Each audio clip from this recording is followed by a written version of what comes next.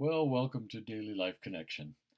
As we continue to explore who God is and what difference that makes in how we relate to Him and how we live our daily lives. I want to take you back to an old story in Genesis today. The story that many of you will remember of Jacob wrestling with God through the night. We find Jacob out by himself in the wilderness, and his life's a bit of a mess. Well, it's a lot of a mess, actually. And in that night, he encounters God and wrestles with him through the night. And something very significant happens there. That God says to Jacob, "What's your name? What's your name?" And he replies, "I am Jacob, Yaakov," which meant the deceiver, the con man. That's what he'd been called all his life. That's what his parents called him. Can you imagine you're naming your son con man or deceiver? But that's what had happened. And that's every time someone spoke to him, they were calling him deceiver until he came to accept that and live that way, deceiving people. And then God says, "But I say you are Israel, the Prince of God." God changed his name. God said, "You're not who you thought you were. You're not who people said you were. You're not who your behaviors have made you. That's not who you are. You're who I say you are." So today, this uh, this daily blog is focusing on you're who God says you are. God the namer. God names us and calls us by who He created us to be. Who He created us to be. You remember the wonderful story of Gideon when he's down in the wine press, hiding, cowardly, hiding from the enemy. And God says to you, "I call you mighty warrior, mighty man of valor." What?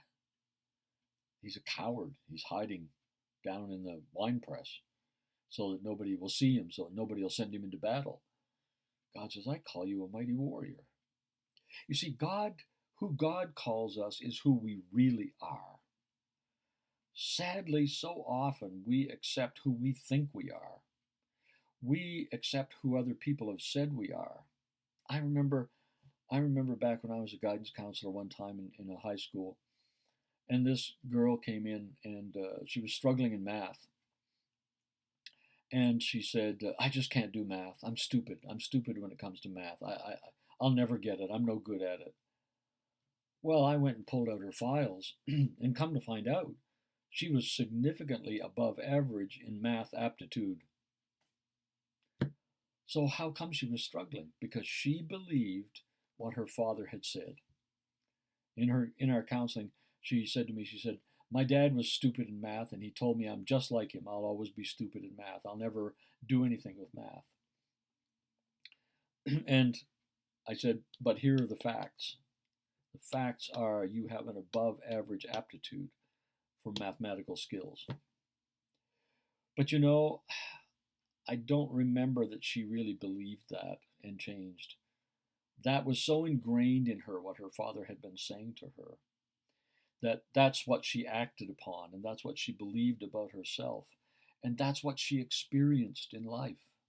Isn't that sad? But how tragic it is when you and I believe what people have said about us, what we say about us, and what the enemy whispers in our ear all the time.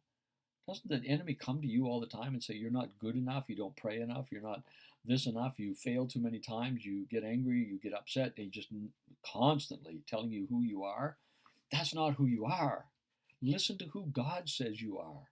You're His beloved. He has delight in you.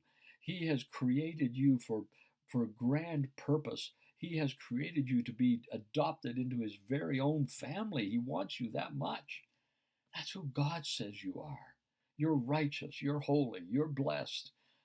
That's who God says you are. God is the namer. He's the namer. Mm. Oh, I want us to think about that today and just grab hold of it and just declare when you're feeling negative about yourself, when you're feeling failure, when you're feeling all those things that you heard your teacher in school say about you or some relative or whatever, Some Sunday school teacher maybe even sadly said about you, like, and don't believe that what they said. Believe what God says. He's the one that gives you your name. You see, I got this T-shirt on today, and just I'll kind of show you. Do you think? Do you seriously think God can't use you? Abraham was old. Jacob was a liar. Joseph was abused. Gideon was afraid. Rahab was a prostitute. You see, those are all names that people gave them based on their behaviors, but that's not who God called them. It's who God called them that's who they really are. So today, I would encourage you to do this. Sometime today in a quiet moment, would you just say, Father, would you tell me what my name is? Would you tell me what my name is? I want to know. And then just listen. Just listen. You may not hear him in 10 seconds or even a day, but I know he will reveal to you who you really are. God bless you as you think about this. We'll talk again tomorrow.